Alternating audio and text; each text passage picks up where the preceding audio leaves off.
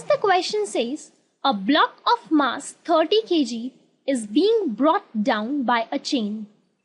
If the block acquires a speed of 40 cm per second in dropping down 2 meters, find the work done by the chain during the process.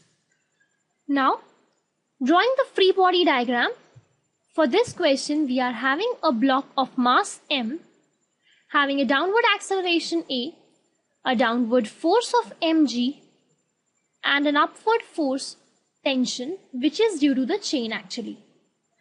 So we can frame the equation as mass into acceleration equals to mg minus t, and putting the values over here we will be getting the tension equals to the mass m into g.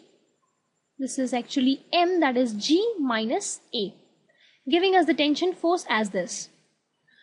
Now we can employ the third equation of motion to find this acceleration, because this a is actually unknown, and obviously we will be requiring all the known terms in the expression.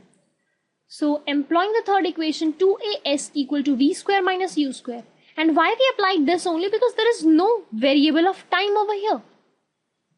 So giving us acceleration equals to v square, that is actually the speed has been given as 0.4, the final velocity. So we will be having 0.4 whole square minus u square, which is actually 0, by 2s, and s, that is actually 2 meters, giving us the acceleration of 0.04 meter per second square. Now friends, we have actually to find out the work done by the force.